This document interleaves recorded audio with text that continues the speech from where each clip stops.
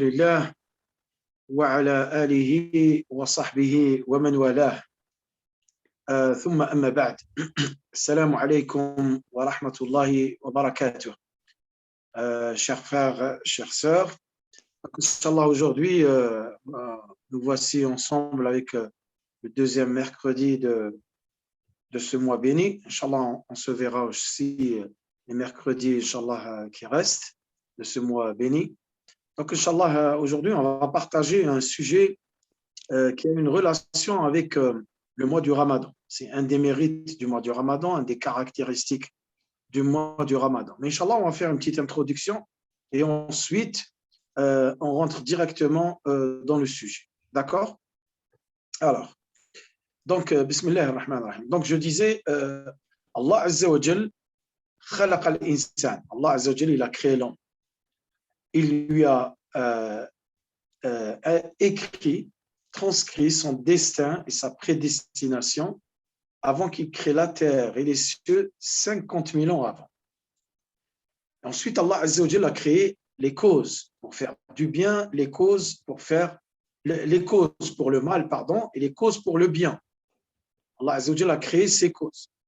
Et Allah Azza wa Jalla aurait pu créer toute chose sans cause, car Allah Azza wa Jalla fa'alun lima yurid. Allah Azza wa Jalla, il réalise tout ce qu'il veut, quand il veut, parfaitement, avec les causes ou sans les causes. C'est Allah Azza wa Jalla qui décide. Et Allah Azza wa Jalla a enseigné à son serviteur comment l'adorer, comment prier, comment jeûner. Justement, on est en train de jeûner le mois de ce mois béni, le mois du Ramadan. Et aussi, il lui a appris comment maintenir ce lien avec lui, tout simplement en l'invoquant. Et l'invocation elle-même est une adoration. Donc, l'abd, Abdullah, le serviteur, le musulman, lorsqu'il invoque Allah Azza wa Jal, il est en lien avec lui. Il maintient ce lien avec lui en l'invoquant. Et en l'invoquant, il est en train de l'adorer. Car l'invocation est une adoration. Et le prophète sallallahu alayhi wa sallam dit à ce sujet, l'invocation est une adoration elle-même. Donc le dua est celui qui rapproche le plus l'homme d'Allah Azza wa Jal ou de son Seigneur. Et le prophète sallallahu alayhi wa sallam nous dit au dua aussi, il nous dit que le dua mukhul ibada. Le dua mukhul ibada. Si on peut traduire, on va dire que le dua, c'est le cerveau ou la moelle de l'adoration. C'est tout le dua. Le dua, c'est quoi le dua? ما هو الدعاء؟ الدعاء هو الطلب. تطلب شيء، تدعو، تطلب شيء. وشرعا هو توجه العبد إلى ربه فيما يحتاج لدينه ودنياه. هذا شرعا. شرح الدعاء هو شرعا توجه العبد إلى ربه فيما يحتاج لدينه ودنياه. Donc, l'invocation, c'est quoi? L'invocation, c'est une imploration. Donc, nous adressons nos demandes à Dieu afin tout simplement d'améliorer notre foi, de développer notre foi, de maintenir notre foi élevée. Et bien sûr, nous adressons des demandes pour des choses qui sont bénéfiques pour nous dans cette vie d'ici-bas. Et bien sûr, on adresse des demandes aussi afin qu'Allah Azza wa Jal repousse le mal de nous dans cette vie d'ici-bas aussi et le jour du jugement, bien sûr. Donc, l'invocation exprime la signification profonde de servitude, de la soumission et du recueillement qu'incarne l'adoration. Sans l'invocation, le corps est sans âme. يعني الإنسان بدون دعاء ليس إنسان. ليس له روح. يعني كأنه يقطع العلاقة بينه وبين الله عز وجل بهذا الدعاء. إذا قطع الدعاء فقد قطع صلته بالله عز وجل. فالدعاء مهم جدا جدا في حياة المسلم. Le dua est la chose la plus aimée auprès d'Allah Azza wa Jal. Allah Azza wa Jalla l'a prescrit pour obtenir le bien et repousser le mal. Et donc, l'invocation est une grande cause. Elle est une cause elle-même. Mais c'est une grande cause pour obtenir les bonnes choses et les bénédictions. Et bien sûr, c'est une cause aussi pour repousser les mauvaises choses, pour repousser le mal et pour repousser, bien sûr, les difficultés. Ad-du'a, l'invocation, il a des moments précis.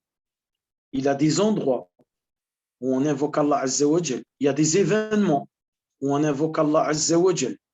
Et il est recommandé d'invoquer Allah Azza wa Jal, voire il est obligatoire, et c'est un ordre d'Allah Azza wa Jal. Allah Azza wa Jal dit à ce sujet, Ud'ouni astajib lakum.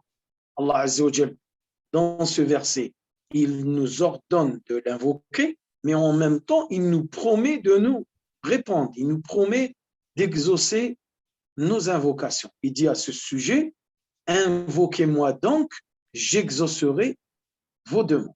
Invoquez-moi donc seul, sans lui associer d'autres divinités, sans associer au nom d'Allah Azza wa Jal un tel ou un tel. Invoquez Allah Azza wa Jal seul, l'unique. L'invoquer avec ses noms magnifiques et ses attributs divins. ادعوا الله بأسمائه وصفاته العلى. قال الله عز وجل وقال الله عز وجل أن ندعوه بأسمائه أن ندعوه بأسمائه وصفاته. Et le prophète sallallahu alayhi wa sallam nous a enseigné à la Ummah comment formuler les invocations, avec plusieurs versions bien sûr. Donc nous profitons de l'occasion de ce mois béni, le mois du Ramadan, afin de partager ensemble, Inch'Allah, quelques invocations et quelques versions et les formules de ces invocations durant ce mois béni. Le mois du Ramadan, c'est le mois du jeûne, c'est le mois du Coran. Le Coran a été révélé durant ce mois. C'est le mois du repentir, le mois de la compassion, le mois de la miséricorde, le mois de l'endurance, de la patience, le mois du partage, le mois de la solidarité, de la bienfaisance, le mois tout simplement de la science et du savoir. Car durant ce mois, le musulman doit s'informer comment jeûner et quelles sont les règles et quels sont les fondements du jeûne afin de jeûner comme il se doit, sans tomber dans des erreurs ni tomber dans des ambiguïtés qui peuvent annuler son jeûne. Donc, c'est le mois de la science et du savoir. Et c'est le mois aussi de l'invocation. Ramadan, shahrud du'a. D'accord. Et donc, j'ai dit que c'était shahrud du'a. Maintenant, on va partager ensemble les 4 versets qu'Allah Azza wa Jal a révélés. Il a révélé 4 versets. Les 3 premiers versets sont les versets du jeûne. On est bien d'accord. Je vais les répéter, Inch'Allah, avec vous. Alors, on va commencer par le premier. On va dire qu'Allah Azza wa Jal, il a dit dans Surat al-Baqarah, verset 183, il dit Ya ayyuhalladhina amanu kutiba alaykum as-siyam kama kutiba ala alladhina min qablikum la'allakum tattaqun. Ensuite, il y a le verset 184, ayyaman ma'dudat. Ensuite, il y a le verset 185, Shahru Ramadan alladhi unzila fihi al-Qur'an, al-aya. Ensuite, Allah Azza wa Jalla, il termine avec un verset qui n'a pas de relation ou qui ne cite pas le jeûne. Il dit وَإِذَا سَأَلَكَ عِبَادِي عَنِّي فَإِنِّي قَرِيبٌ أُجِيبُ دَعْوَةَ الدَّاعِ إِذَا دَعَانِ فَلْيَسْتَجِيبُوا لِي وَلْيُؤْمِنُوا بِي لَعَلَّهُمْ يَرْشُدُونَ. L'aya, le verset 186, qui parle de dua et qui vient juste après les 3 versets où Allah Azza wa Jalla nous parle du jeûne et nous parle bien sûr du mois du Ramadan. Quel est le lien? On va voir, Inch'Allah. Donc, j'ai dit le verset 183, ô les croyants, on vous a prescrit le siyam comme on l'a prescrit aux nations précédentes, ainsi atteindriez-vous la piété. Ensuite, le verset 184, où Allah Azza wa Jalla dit des jours précis, ou le verset 185, où Allah Azza wa Jal dit le jeûne du mois du Ramadan, c'est au cours duquel le Coran a été révélé. Ensuite, il parle de verset du jeûne. Et le verset 186 de Surat al-Baqarah, juste après les 3 versets du jeûne, Allah Azza wa Jal ne nous parle pas de jeûne. Il nous dit, et quand mes serviteurs t'interrogent sur moi, en fait, il parle avec Mohammed sallallahu alayhi wa sallam, mais il ne cite pas son nom. Et quand mes serviteurs t'interrogent sur moi, alors je suis tout proche, je réponds à l'appel de celui qui m'invoque quand il m'invoque, celui qui m'appelle quand il m'appelle, celui qui prie quand il prie, etc. On peut donner plusieurs significations. Mais celui qui m'invoque lorsqu'il m'invoque, qu'est-ce qu'il vient faire? L'invocation juste après des versets de jeûne. Eh bien, les ulama de l'exégèse, ils ont donné une réponse. Alors, première réponse, ils ont donné une réponse, je vais la résumer plutôt. قال الله أهل التفاسير قال لعل في ذلك إشارة إلى قرب الله من عباده الصائمين القائمين وكثرة إجابته لدعائهم في شهر رمضان المبارك.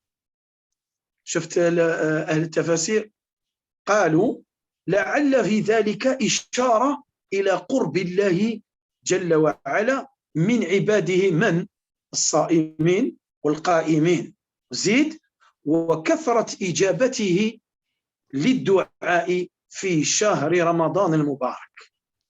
هاي si on peut dire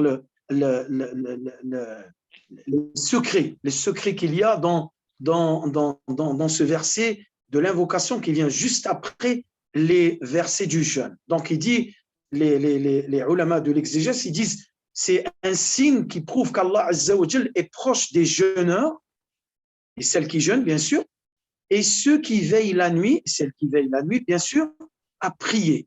Et ils disent aussi c'est un signe qu'Allah Azza wa Jal exauce énormément les demandes durant ce mois béni, le mois du Ramadan. Donc c'est pour ça que c'est le mois de l'invocation. À nous d'invoquer Allah Azza wa Jal énormément durant ce mois béni, qui est le mois de l'invocation, et Inch'Allah, qui est le mois où Allah Azza wa Jal va exaucer, Inch'Allah, les invocations et les demandes de chacun et de chacune de nous. Le mois du Ramadan et aussi durant le mois du Ramadan, donc c'est un mois où il y a un événement, d'accord? C'est un événement où il y a s'abstenir de manger et de boire durant un temps précis qu'Allah Azza wa Jal a précisé. On commence à faire, on débute notre jeûne à un moment précis et on fait la rupture du jeûne à un moment précis qu'Allah Azza wa Jal a décrété, a légiféré dans son Coran, et le prophète sallallahu alayhi wa sallam l'a expliqué et l'a enseigné à ses compagnons et à sa ummah. D'accord. Alors, on a dit que le mois du Ramadan était le mois de l'invocation. Shahr al-du'a. D'accord.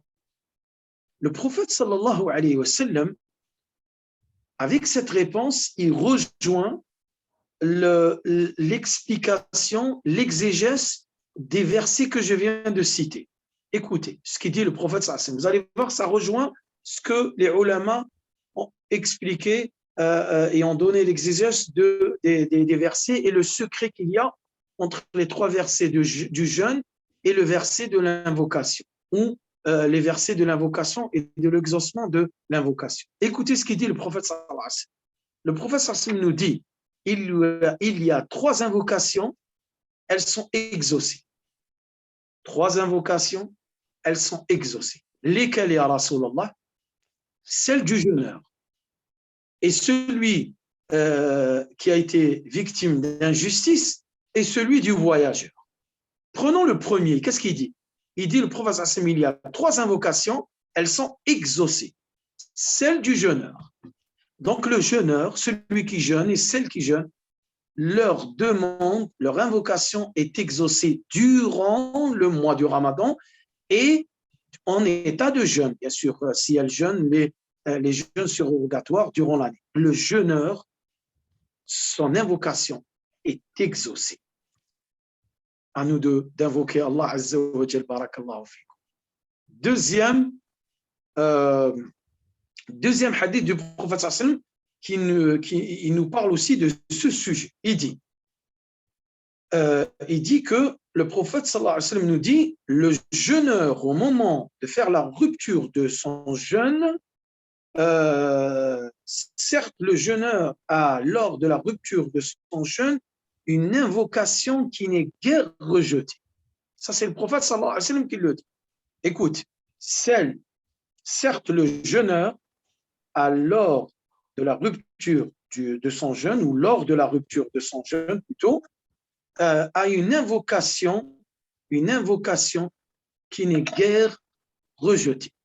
Vous avez vu, donc les deux hadiths du prophète sallam qui vient de citer rejoignent l'explication ou l'exégèse des versets que je viens de citer sur le jeûne et sur l'invocation. Le prophète sallam nous dit que le jeûneur, son invocation est exaucée. Deuxièmement, le prophète sallam nous dit que le jeûneur, son invocation est exaucée lors de la rupture du jeûne. À lui d'invoquer Allah Azza wa Jal lors de la rupture du jeûne. Eh bien, la meilleure formule est celle rapportée par notre prophète sallallahu alayhi wa sallam. Je vais la citer en arabe et ensuite je vais la traduire. Il dit Bismillah. Allahumma laka sumtu wa ala rizqika aftartu ذهب الظمأ وابتلت العروق وثبت الأجر إن شاء الله. Ça, c'est au moment de faire la rupture du jeûne. Quand je vais invoquer Allah Azza wa Jal, je dis ce hadith, c'est une invocation. Et deux, maintenant, j'ai envie d'invoquer Allah Azza wa Jal, d'autres invocations. Quand je fais cette invocation, il y a plusieurs réponses. Soit on l'a fait avant de faire la rupture du jeûne, soit en même temps en faisant la rupture du jeûne, en mangeant, tu peux faire des invocations aussi, ou après avoir terminé, d'avoir fait la rupture du jeûne, tu fais des invocations. Dans les trois moments, tu es dans l'invocation, le moment où Allah Azza wa Jal exauce les invocations du jeûneur, car il est en pleine rupture du jeûne, et le prophète sallam nous a dit que son invocation, elle est exaucée. Là, l'invocation qui est connue pour faire la rupture du jeûne, je viens de la citer. Notre prophète sallallahu alayhi wa sallam dit Bismillah, pour toi j'ai jeûné et sur ta subsistance, avec ta subsistance, je vais faire la rupture du jeûne. La soif est partie, les veines sont irriguées et la récompense est affirmée ou est confirmée, Inch'Allah. Et ensuite, vous pouvez invoquer Allah Azza wa Jal, comme j'ai dit, dans ces trois moments avant, pendant et après la rupture, dans ce petit temps précieux où l'invocation est exaucée, Inch'Allah. Durant, bien sûr, le mois du Ramadan, c'est un moment, il y a un élan de solidarité et de fraternité et de partage.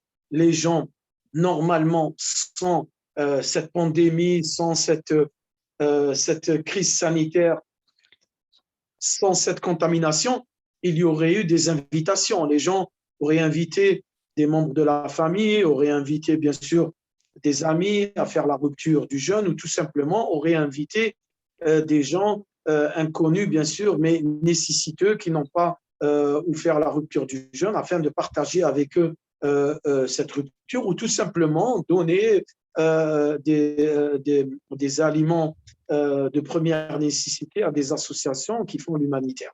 Bon, il n'y a pas les invitations. Comment on fait?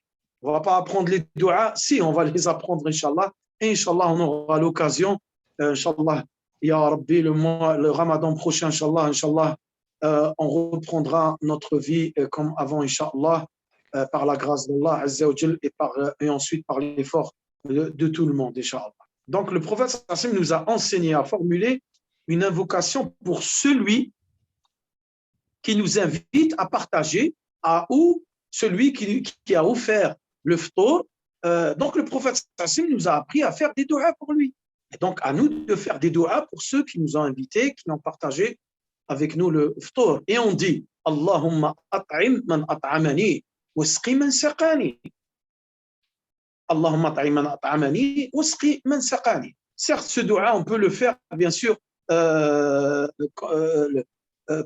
pendant d'autres événements, pas spécialement pour le mois du Ramadan. Mais vu qu'on est au mois du Ramadan, il est préférable de formuler ces doigts, car c'est des doigts qui ont une relation avec l'iftar, avec la rupture du jeûne. Donc, celui qui nous invite, on lui fait ces doigts et on lui dit, oh, Ya Allah, nourris celui qui m'a nourri et donne à boire celui qui m'a donné, qui a partagé avec moi une boisson.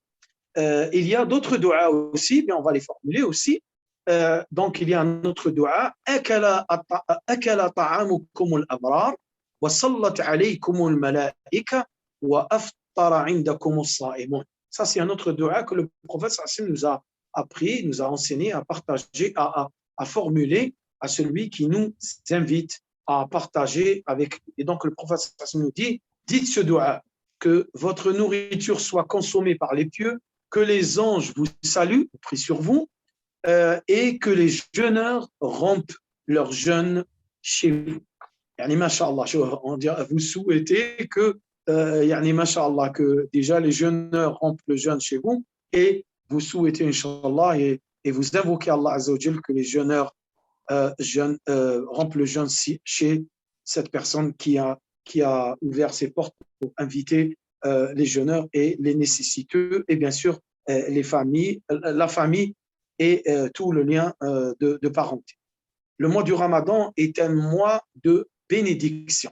Donc tous ces moments sont bénis. Et les plus particuliers, un moment noble de la nuit, c'est le dernier tiers de la nuit. Tous les moments du mois du Ramadan sont bénis. Plus spécialement les nuits.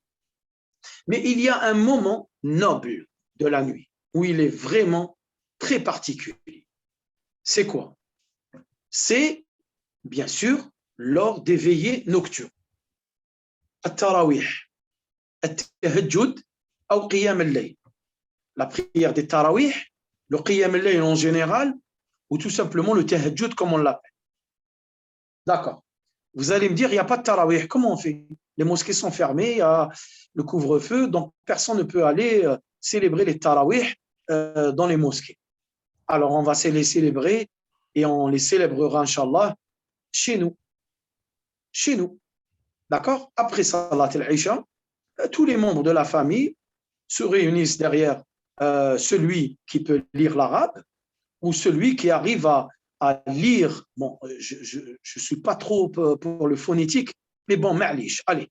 On va dire si quelqu'un arrive à maîtriser très très bien, sans commettre des erreurs, en lisant le phonétique, un peu de versets coraniques phonétiquement, ma'lish, qu'il le fasse. Ma'lish. Mais il faudrait qu'il les prononce bien, convenablement. S'il n'arrive pas, ben, vous faites Salat al-Isha et ensuite vous mettez en place un audio d'1 heure où le Coran est récité, bien sûr, avec les sourates dans l'ordre. Surat al-Baqarah, Surat Ali Imran, etc. Ça, je suis en train de donner des idées. Hein. Après, à vous de trouver, Inch'Allah, celle qui est la plus convenable pour vous. D'accord? Celui qui fait tarawih, qui arrive à lire. Donc, il prend le mushaf, il prend le Coran entre ses mains, ou il les met sur une table ou sur un élément, et il récite le Coran. À lui de voir, soit il lit plusieurs pages, un hizb, d'accord, ou de hizb à lui de voir. Et ensuite, il va terminer les 8 rak'at de tarawih. Ensuite, il va célébrer, il va faire la prière de shaf' al-watr. Shaf' ou al-watr. Quand il fait shaf', il termine le shaf', il va faire al-watr. Après l'inclinaison, après le ruku', il se relève. Là, il peut faire un dua que le prophète sallallahu alayhi wa sallam nous a enseigné, qui s'appelle dua al-qunut. Et dua al-qunut, vous le trouverez dans ce livre, ce petit livret qui s'appelle Hisn al-Muslim, la citadelle du musulman. Vous trouverez tous les duas à l'intérieur, il y a tous les duas, et parmi eux, ce dua al-qunut. Et ce dua al-qunut, il est formulé de la sorte, de cette façon plutôt. اللهم اهدنا فيمن هديت وعافنا فيمن عافيت وتولنا فيمن توليت بارك لنا اللهم فيما أعطيت وقنا واصرف عنا برحمتك شر. Selon plusieurs versions. Vous pouvez le trouver en phonétique, bien sûr, j'insiste, celui qui arrive à bien prononcer et bien articuler en lisant le phonétique, qu'il le fasse. Celui qui ne peut pas, qu'il ne le fasse pas. Est-ce qu'on fait les doigts en français dans la salade? La réponse est non. Faites un doua tout simplement que vous connaissez et ensuite quand vous terminez la salat, faites des doua si vous voulez en français. Mais essayez d'apprendre les doua en phonétique, essayez d'apprendre l'arabe tout simplement pour lire le Coran et pour lire les doua et ensuite vous faites des recherches pour comprendre la signification de chaque doua et pour comprendre la traduction ou pour essayer de traduire chaque mot et ensuite tout doucement vous allez avancer dans la traduction et Inch'Allah, ça fait qu'une richesse pour vous. Donc, dua al-Qunut. D'accord? Après dua al-Qunut, vous pouvez faire d'autres dua. D'accord? Ça, c'est dans la raka'a de l'huître. Dans la raka'a de l'huître. D'accord. Ce moment, ça, c'est après Salat al-Isha. Ensuite, il y a le moment le plus noble de la nuit. C'est là où je voulais en venir. Le moment le plus noble de la nuit, c'est le dernier tiers de la nuit. Pourquoi il est noble? Vous allez voir pourquoi. Le dernier tiers de la nuit. C'est quoi le dernier tiers de la nuit? Allez, on va dire 1 heure avant le Fajr. 1 heure avant le Fajr. Maintenant, le Fajr, il est à 5h30.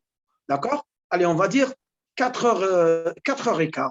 À partir de 4h15 jusqu'à bien sûr, il faut faire attention parce qu'il faut faire le suhour. Voilà, 1 heure, 4h15, 5h15 par exemple. Qu'est-ce qui se passe durant ce dernier tiers de la nuit? Ce dernier tiers de la nuit, Allah Azza wa Jal descend au ciel de ce monde d'ici-bas. Il descend une descente qui est propre à lui, qui est spéciale pour lui. On ne va pas rentrer dans l'interprétation et tout. Moi, je vous dis que le hadith sans rentrer dans l'interprétation ni dans les imaginations. D'accord? Vous n'allez pas vous imaginer comment Allah Azza wa Jal descend. Je vous dis qu'Allah Azza wa Jal descend au ciel de ce bas monde et ensuite il dit. Alors il dit quoi Allah Azza wa Jal? Écoutez ce qu'il dit. Il dit, qui me demande et je lui donne. Qui m'invoque pour que je l'exauce. Qui me demande le pardon pour que je lui pardonne. Allah Azza wa Jal, il descend et ensuite il te parle à toi et à toi et il te dit qui me demande quelque chose et je lui donne, qui m'invoque et je lui exaucerai sa demande, qui me demande le pardon et je lui pardonnerai à ce moment-là. Et ensuite Allah au moment de l'Fajr, Allah Azza wa Jal, bien sûr, arrête de faire ces appels. À toi de profiter ce moment-là.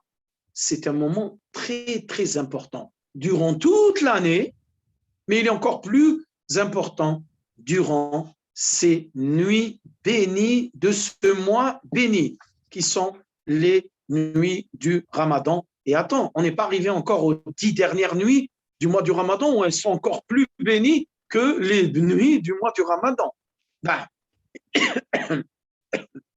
Donc, je disais, le prophète sallallahu alayhi wa sallam nous a appris à formuler des doigts, nous a appris à prononcer des doigts, il nous a appris aussi à faire il nous a appris à formuler des doigts, bien sûr, avec des gestes. C'est quoi les gestes? C'est de lever les mains. Alors, lever les mains de préférence, c'est de les rejoindre ou de ne pas les rejoindre, c'est pas grave, mais il faudrait que les paumes des mains soient élevées vers le ciel, comme ça, de cette façon. D'accord? De cette façon, soit écartées ou les mains, bien sûr, rejoindre les deux. D'accord? Serrées comme ça. Lever les mains, les paumes vers le ciel. C'est une sunna du prophète, sallallahu alayhi wa sallam. Ensuite, celui qui veut lever les mains autrement, qu'il le fasse. Mais moi, je vous dis la sunna du prophète, sallallahu alayhi wa sallam. Bien sûr, le dua, j'ai laissé ça à la fin. et je vais accélérer parce que là, quand même, le temps presse. Le dua, il a des conditions. Attention, toute chose a des conditions. Il y a des conditions et bien sûr, il y a des choses qui vont à l'encontre de la réponse d'Allah Azza wa Jalla. Donc, il faut les éviter. D'accord? Il y a des conditions, d'accord?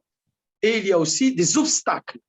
Il y a des obstacles qui font que la demande, l'invocation ne parvient pas à Allah Azza wa Jalla à cause de ces obstacles. Ces obstacles, c'est toi qui les provoques. D'accord? Avec quoi? Premièrement, si la personne vit que dans le haram, comment elle peut espérer qu'Allah Azza wa Jalla lui exauce ses demandes? Comment? C'est pas possible. Elle vit que dans le haram. C'est-à-dire toute demande qui va être levée vers le ciel, elle va revenir parce qu'il vit que de haram. Anna yustajab lahu, comme il a dit le prophète sallallahu alayhi wa sallam. Comment Allah lui exaucera ses demandes s'il vit que dans le haram? Deuxièmement, je ne vais pas tous les citer, mais je vais citer les plus importants. Deuxièmement, Allah Azza wa Jalla n'accepte pas les demandes provenant d'un cœur inattentif, qui n'est pas présent. Donc, il fait des doigts, mais son cœur, il est ailleurs. Donc, il n'y a pas de sincérité dans cette demande, il n'y a pas d'espoir, il n'y a pas de, comment on appelle ça? Le doigt n'est pas vivant. Le doigt n'est pas vivant. Il n'y a pas d'âme dans ce doigt. Le cœur, il est ailleurs, il est distrait, et lui, il veut faire des doigts en même temps. Non, il faut que le cœur, il soit présent, et il faut que la personne, elle ait la certitude qu'Allah Azza wa Jalla lui répondra à sa demande. Il y a aussi un autre sujet, un autre point important, c'est de ne pas se presser.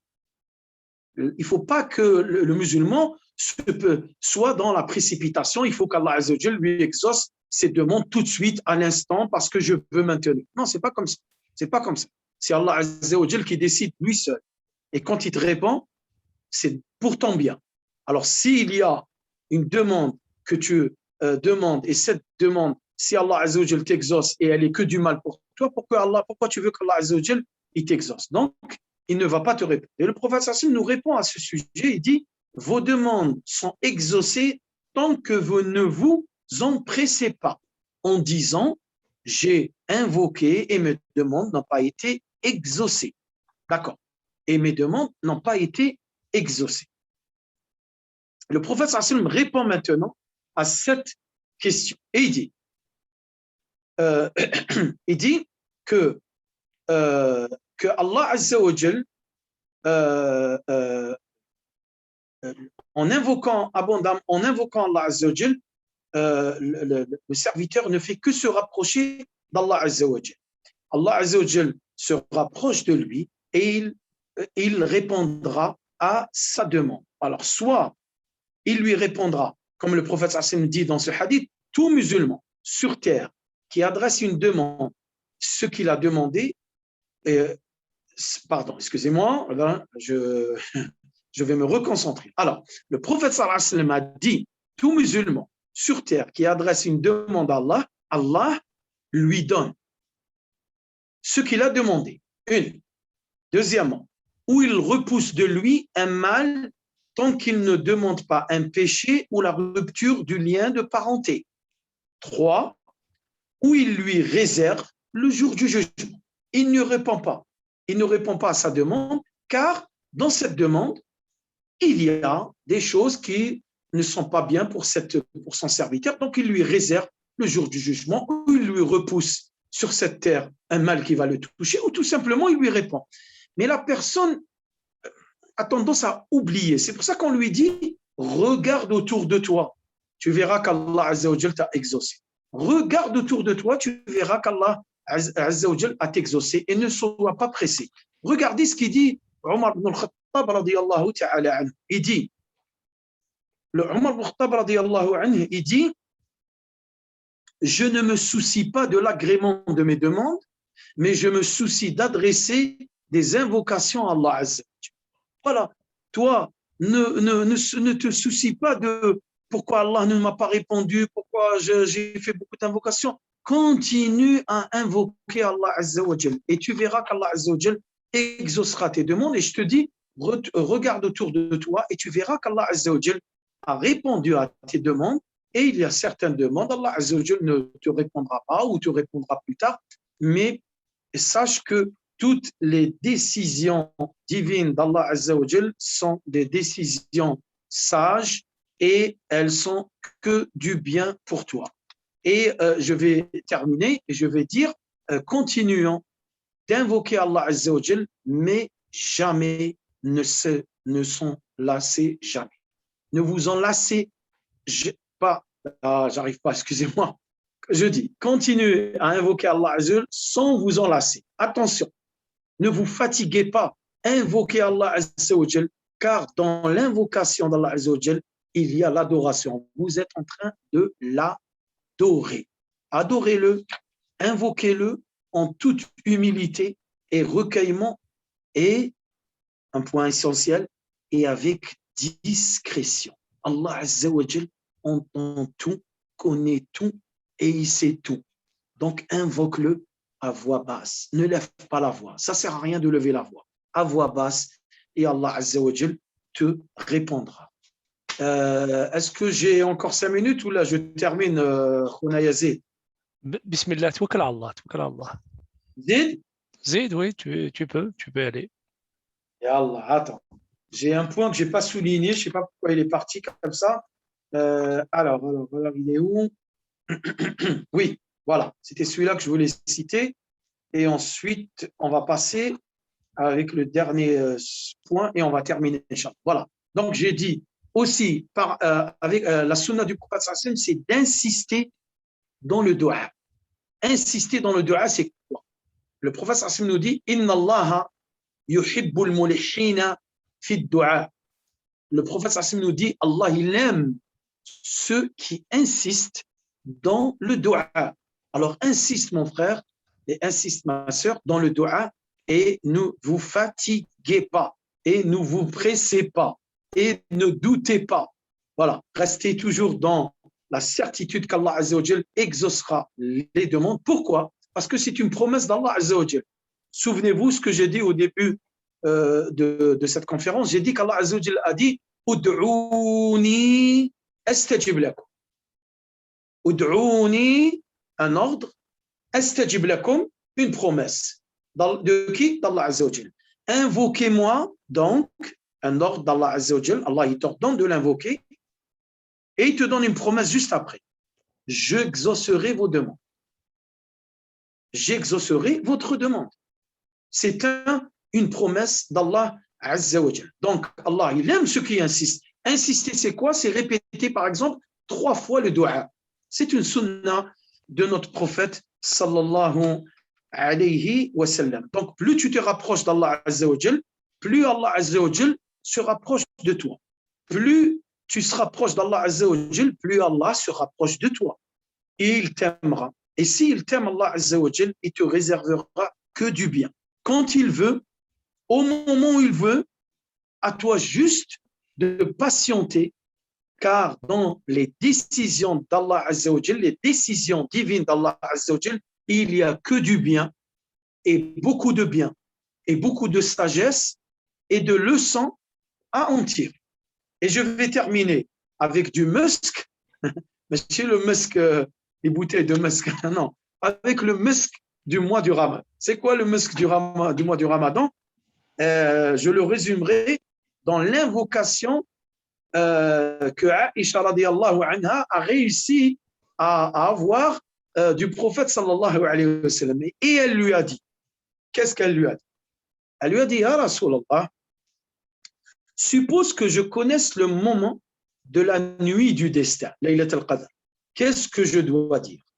Et le prophète sallallahu alayhi wa sallam il lui répondit, il dit, dis, Allahumma innaka afuwun tuhibbul afwa fa'fu anni.